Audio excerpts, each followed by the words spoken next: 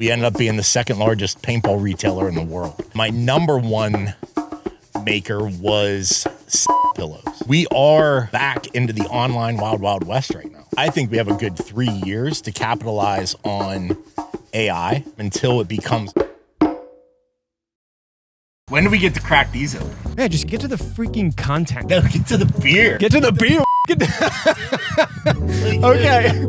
Do you consider yourself a thought leader first off, and then we'll get to the crack? Yeah. God, that's great. We're gonna need more of these. Damn, I only bought 4. Should have bought 40. Why don't you tell me a little bit more about RedShift? We have been a full service marketing agency. I got into the online space in the early 2000s. So I'm at this kid's Christmas party. There's a dude there selling his paintball equipment so he can buy his daughter's Christmas gifts. eBay was a new thing. And I'm like, all right, I could probably sell this for $800. So I buy it off of him for $150 out of his trunk. I put it on eBay. I make $600 in like a week. Jeez. I was like, wow, this is easy. So I started buying retail paintball products, selling them on eBay and learning the business. January, I had $6,000 of product, took that $6,000 investment in January, and by the end of December, we had sold $4 million. What? We were a top 10 seller in eBay sporting goods and the second largest paintball retailer in the world. So then I started building affiliate sites. I had like a blender review site, a bunk bed review site. My number one maker was sex pillows. So you went from selling paintballs to selling sex pillows. Well, I mean, I was an affiliate. Oh, got it. So you were selling somebody else's sex pillows. Yeah, they were the one. Is that better? And then I started my own agency. And that was peak internet marketing. Selling sexy paintballs? What were you doing? I'm just thinking, it's such an odd thing. It was mostly local SEO. Oh, I see. Oh, sorry. We are back into the online wild, wild west right now.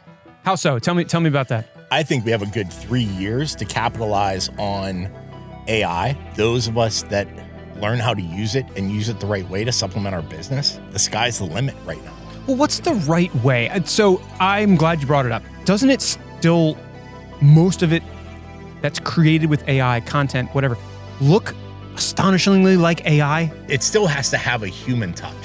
AI is not going to be us. AI is not going to express emotion. On a scale from 0 to 100, how far does it get you? Depending on the task, 40 to 60% of the way there. Mm-hmm. I don't see it getting us 75% of the way there for a while. I don't know if you see on Instagram now, they'll have athletes doing interviews after a game. Yeah. And they're just dropping F-bombs everywhere. Yeah. And they're completely ripping on everybody on their team. Yeah, and they use 11 or something like that, probably these creators to like say like, oh yeah, I was the only good player out there. Everybody else is trash. Isn't that scary? Because today it's like athletes saying, oh yeah, everybody else was trash. But like, I don't know, a year or two now, like, I don't know, is it like, I won't go too dark. Is it like world leaders announcing things? Like, you know, we're probably not gonna know. That's crazy to think about. But anyway, think about how many times the news is like, so-and-so leader of this country hasn't been seen in public for 3 months. In the future, that person may not even be alive anymore and they're putting out video. I don't even want to think. That's just like, such nightmare fuel. If everybody says we've been living in 1984, well, this is just this is beyond. 1985. Here's what's crazy. The part of marketing that has become the most commoditized is the content. It's tough for you, boy. But it's the most important part. Oh, it's great for you, boy. Of marketing. But it's the most commoditized, which makes original human-based experiential content more important than ever. Anybody can go out and create a piece of content. But what makes that content different? It's the human investment in that content. Hold on. Yes. Lanternfly. Look at me. Look at me. Pop.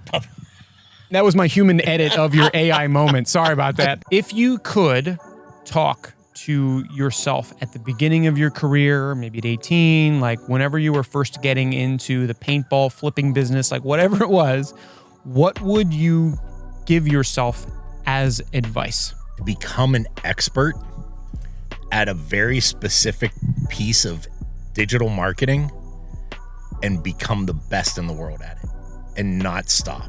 I bounced around.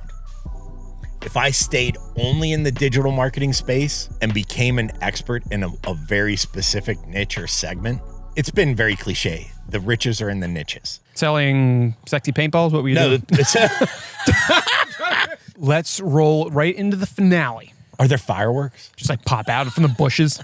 We should have a You're like, oh my God, my house. I know I just asked you for advice to yourself. Now I'm asking you for advice to the audience because anybody that watches this is either a current marketer or an aspirational founder, a brand builder, no matter what, who wants to learn from thought leaders in any various. So if you don't fall in those personas, get out of here.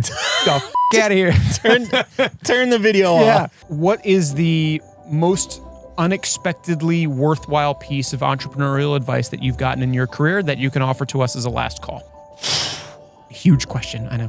One thing I've learned as an entrepreneur is the negativity that is out there. If we are not constantly looking forward, constantly visualizing where we want to be and being grateful for where we are, there's a lot more problems that come with worrying about what's the things in the future that aren't going to happen than being grateful for what we have and visualizing what our future is going to look like.